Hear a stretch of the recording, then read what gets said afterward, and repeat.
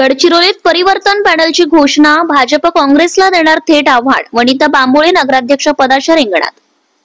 नगर परिषदेच्या निवडणुकीत भाजप आणि काँग्रेस या दोन प्रमुख पक्षांना आव्हान देण्यासाठी गडचिरोली परिवर्तन पॅनलची अधिकृत घोषणा दिनांक 5 नोव्हेंबर 2025 रोजी करण्यात आली। या आघाडीत बहुजन समाज पार्टी, वंचित बहुजन आघाडी, अखिल भारतीय रिपब्लिकन पार्टी, आझाद समाज पार्टी, बहुजन रिपब्लिकन सोशलिस्ट पार्टी यांसह काही पुरोगामी सामाजिक संघटनांचा सहभाग आहे। पॅनलकडून 27 नगरसेवक उमेदवारांसह नगराध्यक्ष पदाचा उमेदवार जाहीर करण्यात आलाय।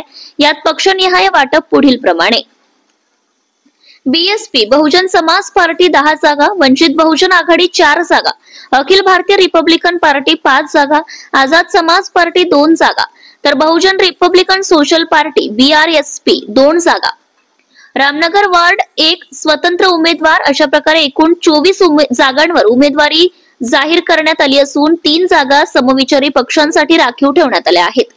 या बैठकीत सर्व आघाडीतील पक्षांच्या एकमताने नगराध्यक्ष पदासाठी वनिता बांबोळे यांचं नाव जाहीर करण्यात आले।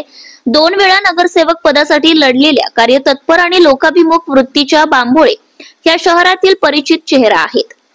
यावेळी सर्व पक्षांचे जिल्हास्तरीय नेते, कार्यकर्ते तसेच मोठ्या संख्येने नागरिक उपस्थित होते। गडचिरोली परिवर्तन पॅनलने शहरातील विकास, पारदर्शक प्रशासन आणि सामाजिक न्यायाच्या दिशेने लढा देण्याचा निर्धार केला आहे।